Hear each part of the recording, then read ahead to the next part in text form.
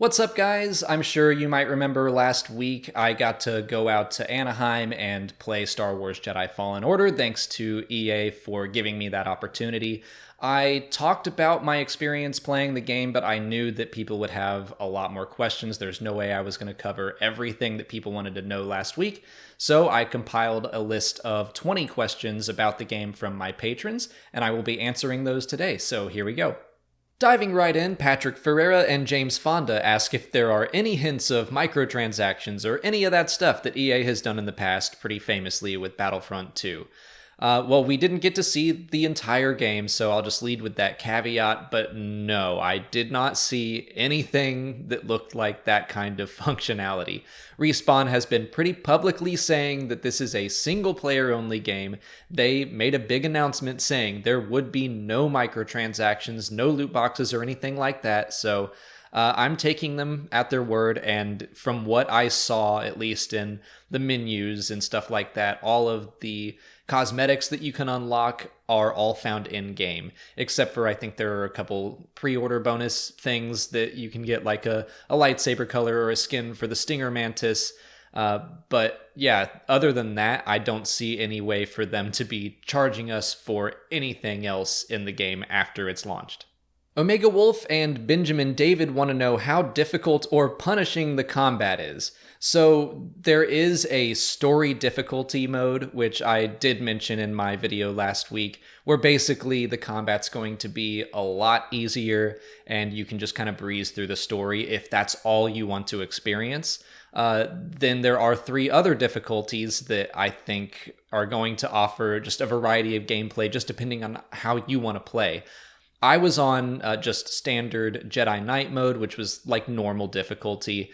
Eckert's Ladder played on Jedi Master, and he said he was getting his butt kicked a lot. I found that I was doing fine. There were a couple times where it was like close calls. I probably could have stood to bump it up an extra level. And then there's Jedi Grandmaster if you really want it to be punishing, but a lot of people have talked about how it's Dark Souls-like, and that if you die, you lose all of the experience that you've gained from your previous save point.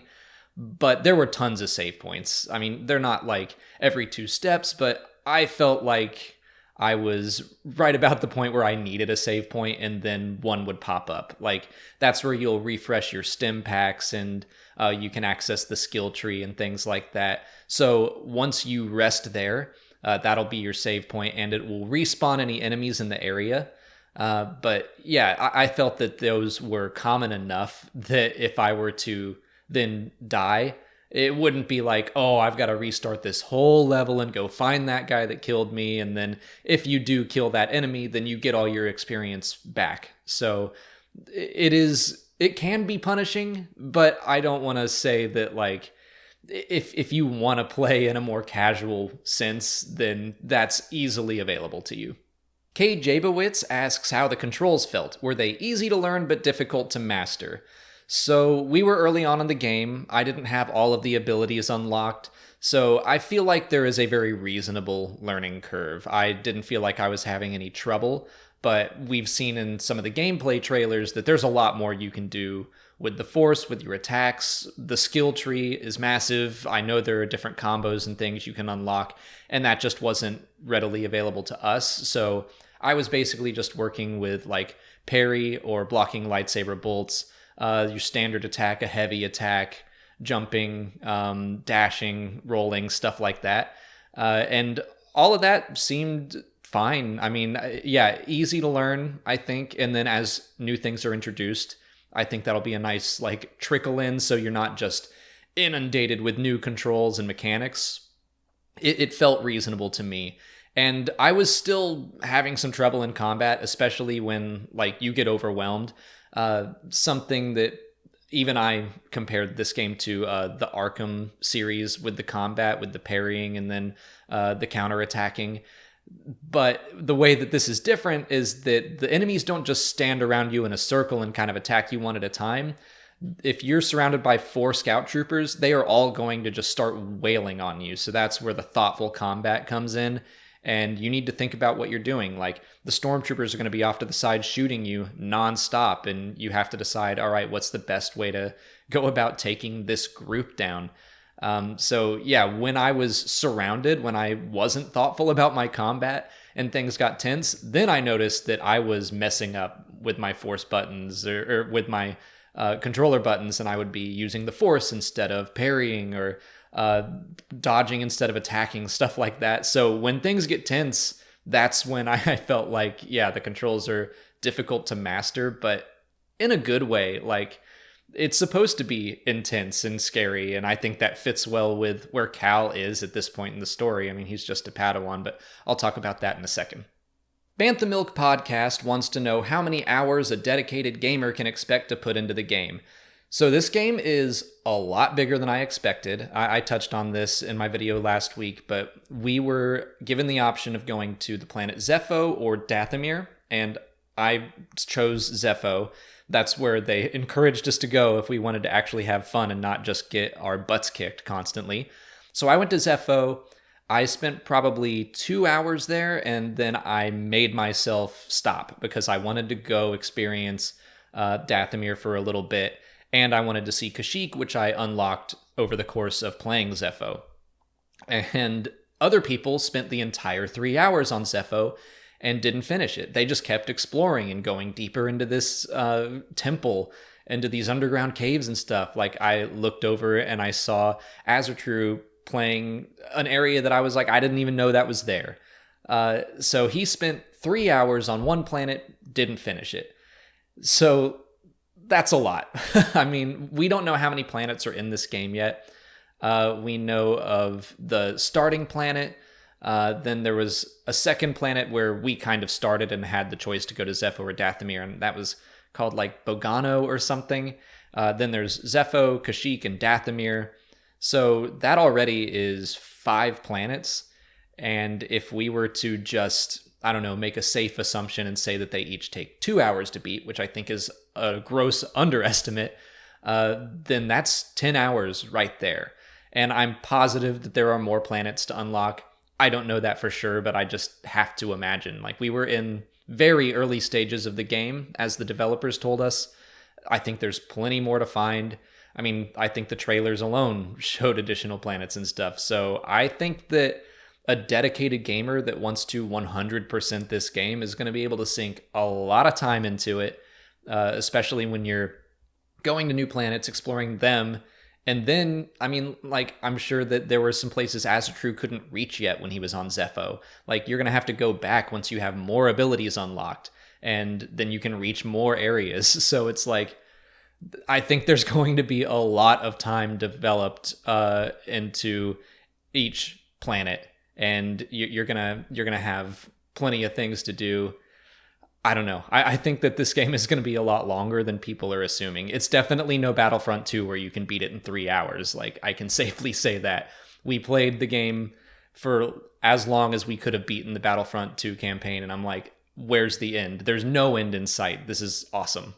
The Tierney Legion and Ryan McMahon ask how Fallen Order compares to The Force Unleashed, the Jedi Knight games, and other Star Wars games.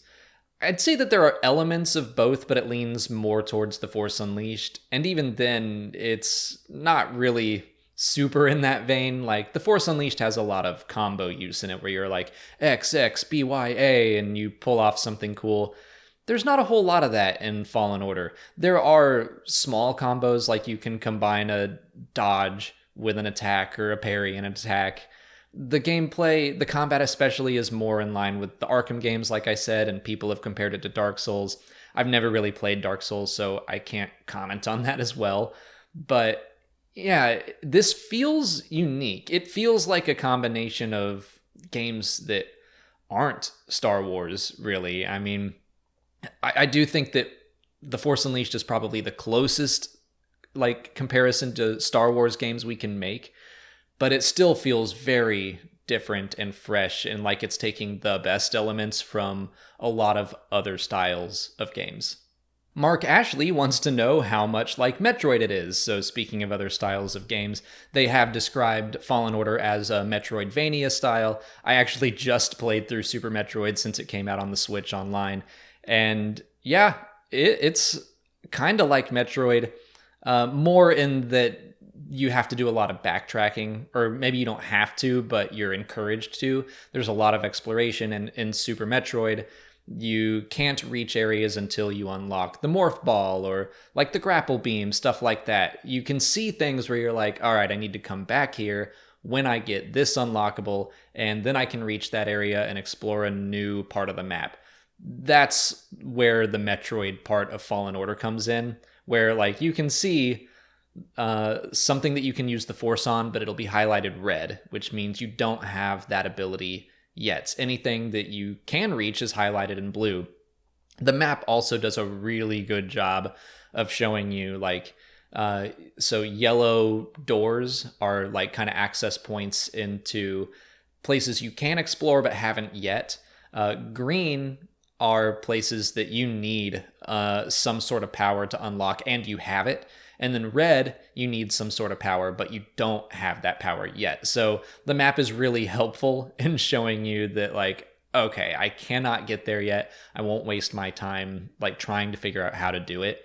And also that map is accessible from the Stinger Mantis. So like if you are on Dathomir and maybe you unlocked something new and you want to see if, okay, can I now go reach that part in Zepho that I wasn't able to before, you can look at the Zepho map from Dathomir and it'll show you like, oh no, that's still red, so I won't bother going back there. Or, hey, there's some green points now. I can go down there and I can now explore further. So I think the map is very user-friendly. I'm very thankful that they put that in there. So we're not going to be just wasting time exploring and exploring.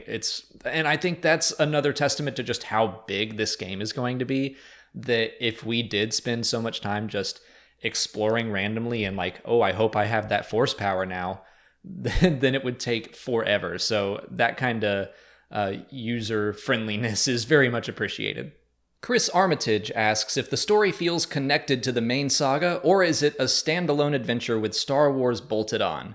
So it definitely feels like a separate Star Wars adventure, but it also does not feel like this is just Star Wars has been thrown on as an afterthought. Not at all. I mean, you have some pretty strong connections to the universe with familiar planets like Kashyyyk and Dathomir, familiar characters like Saw Gerrera, and I assume there will be more.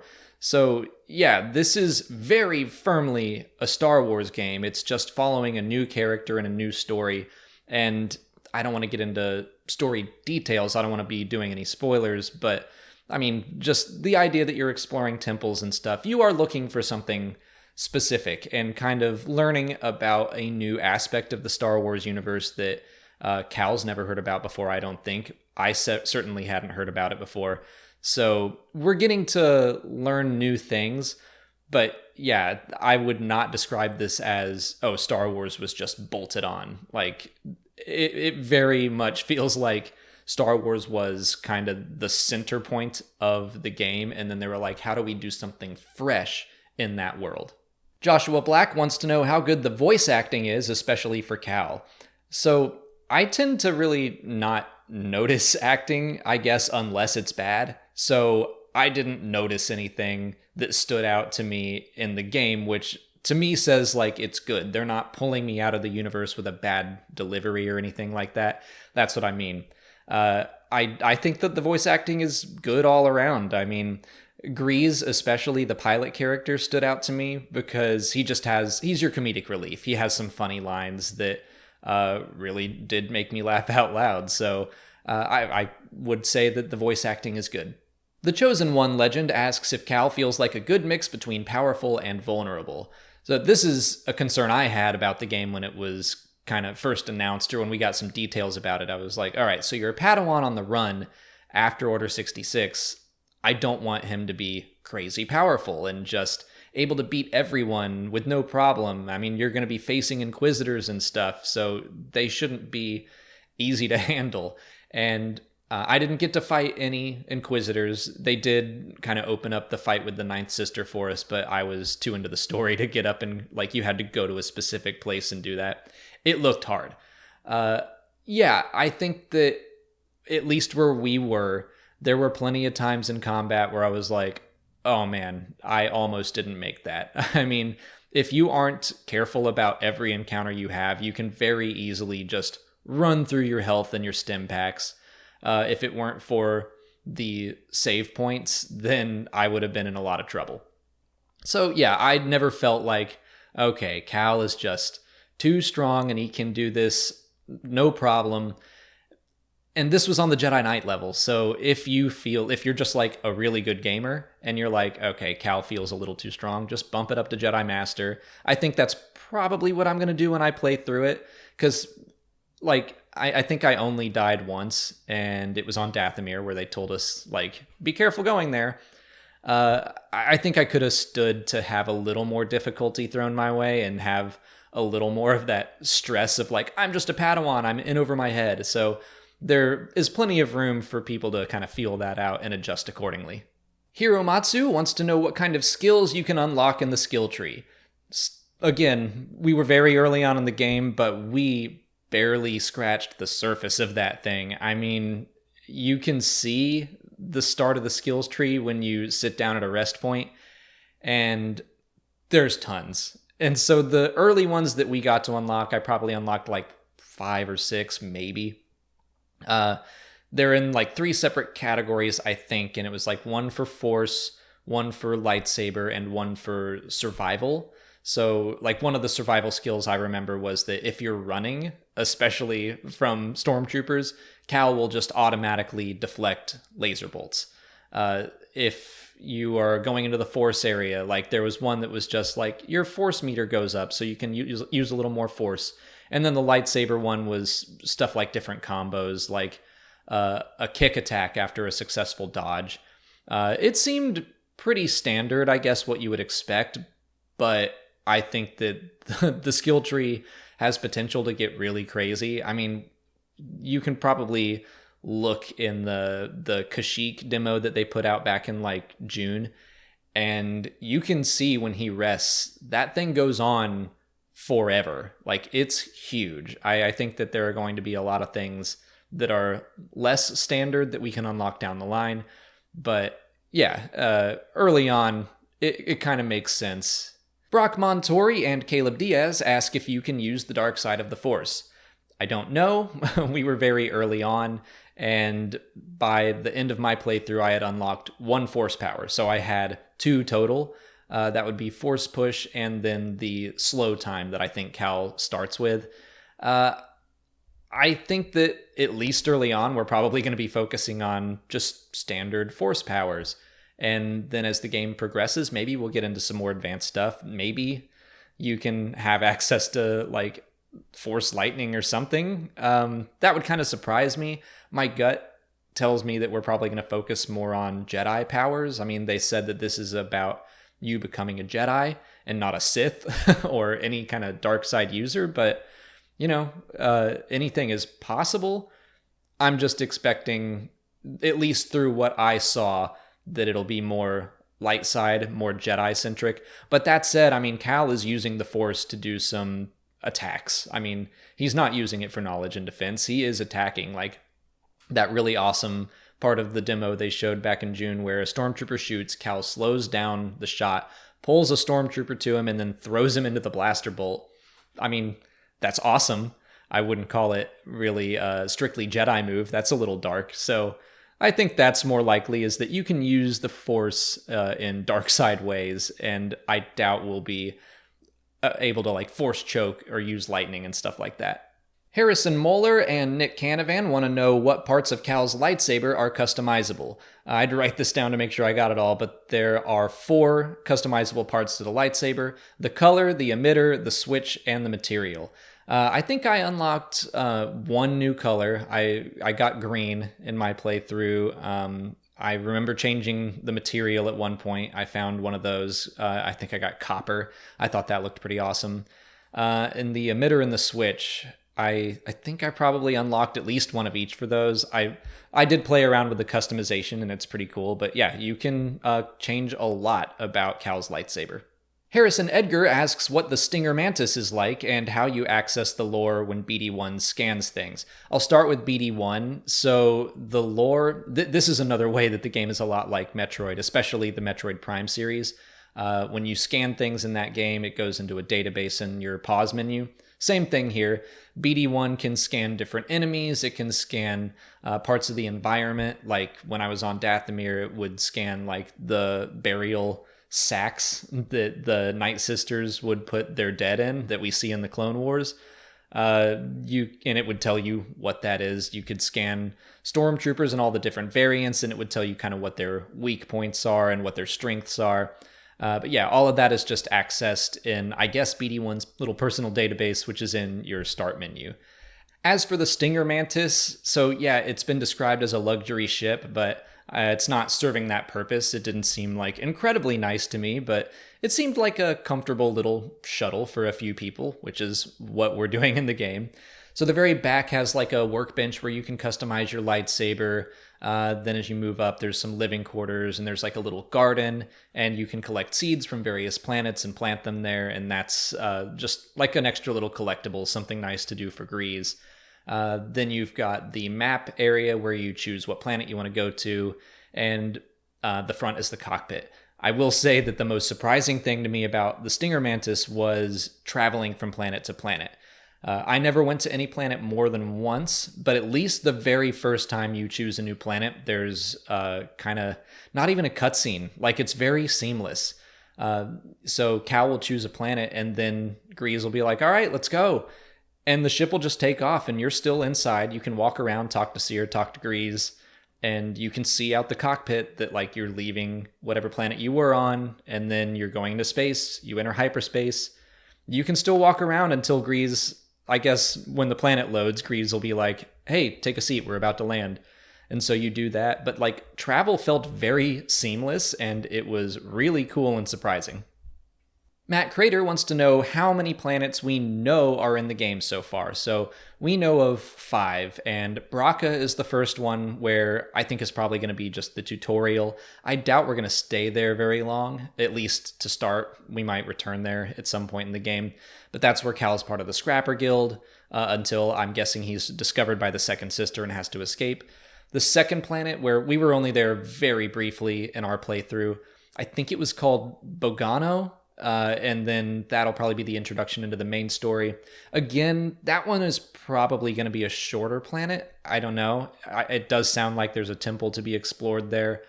And then we know of Zepho, Dathomir, and Kashyyyk. And yeah, those are the 5 we know of so far. I'm sure there's going to be more. The Respawn devs have said that there's a good balance between familiar planets and brand new planets. So I'd expect that there's at least one more familiar planet. And I'm sure that there are going to be more new and more familiar. We don't have a confirmation on the total number of planets, but like I said, just from what I've seen of this game, I think it's going to be huge. Matthew Grabowski asks what known characters we could meet. Maul, for example.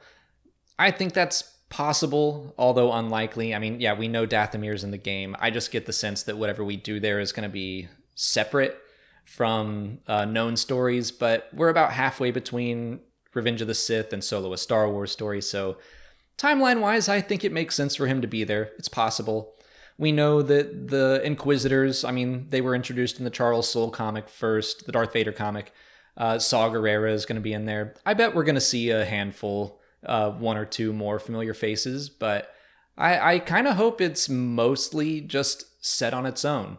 That we're gonna be doing our own thing as Cal, and then maybe our stories will intersect here or there with someone that we know, and we can just kind of like check in on them, but then go off on our own. William Tressel wants to know if the second or ninth sisters will die in the game. I would guess so. I mean, if they're going to be our main antagonists, especially the second sister, she was the one introduced first, and she's kind of been shown off at events and things. I think she will be our primary antagonist of the game. And then I think the ninth sister is going to be just a side antagonist, someone to fight on the way to the second sister. We still don't really know if the naming convention for the Inquisitors is like a ranking system. I think they kind of hinted at that in Star Wars Rebels, but the second sister is pretty far up there, and the ninth sister is more towards the bottom, so she seems like a stepping stone to get to the second sister. I think that, yeah, we're probably going to defeat both of them in the game, because if we just kept fighting them and they kept escaping, and that's kind of a bummer. And we don't see them in any future content. We don't see them in Rebels. So I do think they are dead by that point. Why not in this game? The Bobby Lynn asks how the Dark Temple comic ties into the game. So yeah, I said last week in my video that I was surprised at how much the comic ties in already, and I barely know anything, but Seer obviously is Cal's kind of mentor, and her character introduction is in Dark Temple. That's where we get to see her as a Padawan. We also get to meet her master, Cordova, and he is involved in this game. He is kind of in search of clues about this ancient force-using civilization, and I think that we're going to kind of meet them in the Dark Temple comic as well. I think that the Dark Temple that Cordova and Seer are investigating right now is probably going to relate to this force-using civilization, and Cordova is going to become obsessed with that and probably head off on his own, separate from the Jedi Order or something, and he's going to try to look into them and follow this obsession. And then it looks like in the game we're following in his footsteps, also trying to learn what he learned. Ben Powell and Graham Gaskill want to know if there will be multiple endings to the game. I think there's probably just going to be one solid ending, and I think that when I spoke to the Respawn devs in a video back in June at EA Play, I think that they said that there would be... They didn't say it outright, but it was implied that, I mean, this is a story that they wanted to tell with a beginning, a middle, and an end. I don't think that this is going to be something where there's going to be like, all right, here's the canon ending, but also there's this dark side ending or anything like that. I think that this is going to be one concrete story, but, you know, I can't be positive about that. And again, I don't think they straight up said that. I think it was more implied, but that would be my guess. Just the way that Lucasfilm has been operating, I think they are pretty protective of the canon and trying to say, like, no, this is what happens, instead of giving us a bunch of options and just muddying the waters. Damocles94 asks if I'd like Fallen Order to have a definitive ending for Cal's story, leave potential for a sequel but with no guarantee, or have it definitely set up a sequel. I think that my preference right now is to have a definitive end.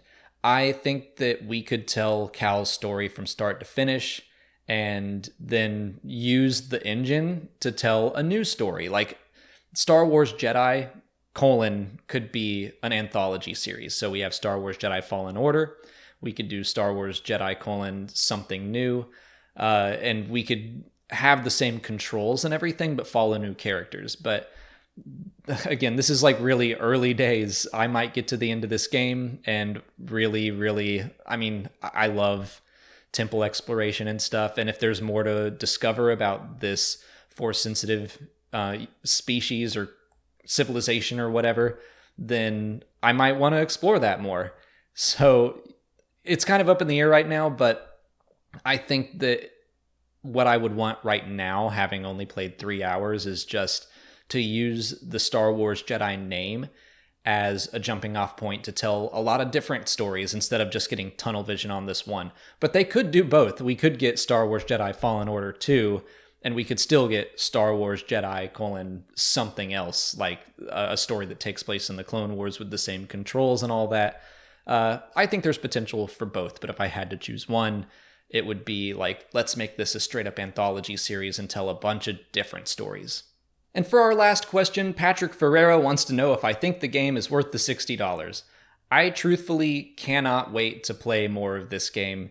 So yes, off the top of my head, I'm like, this is an instant buy for me. I will say that this is also coming from someone who just paid $60 for the Link's Awakening remake and happily did so. Link's Awakening is my favorite Zelda game, but I also agree that $60 is a little steep for a Game Boy remake, especially when you can beat that game pretty quick. Just to throw that out there. But I've tried to make it pretty clear that Fallen Order is very much my jam. It's the type of game that I love. I really love the Uncharted series. a third-person action-adventure story that has a good story, from what I can tell so far. Exploring temples and getting treasures and solving puzzles, like that's just the kind of stuff that I really love in a video game. So Fallen Order is, while I have some critiques, especially about some of the combat and like I wish there were a stealth element. I talked about my critiques in last week's video, but they're just critiques. Like I don't have any huge criticisms where I'm like, oh, I'm worried about this. I had a blast the entire 3 hours that I played it. I wish I could have played more. So yes, I have this pre-ordered, and I can't wait to play it again. But hey, if you're on the fence, I am absolutely going to be covering the game on my channel. I'm going to try to stream all of it. I'm going to be doing a story review. I'll do Easter eggs and all that fun stuff. I mean, I already just, again, from my limited playthrough, I put together a list of things for me to cover. And I can't do it yet because of spoilers and because I don't have all the information, but I can't wait to learn more. It's going to be a lot of fun. So if you're like on the fence, you can wait and see what I have to say about it when the full game is out, when I do my full review. And if it sounds compelling and if it looks fun, then you can make a decision then. But yeah, those are some more questions, 20 more questions answered about Star Wars Jedi Fallen Order. I hope that was helpful for all of you, but that's it for today. If you haven't already, please like this video, subscribe to the channel, follow us on Twitter, Instagram, and Facebook, and consider checking out our Patreon page. As always, thanks for watching, and may the Force be with you.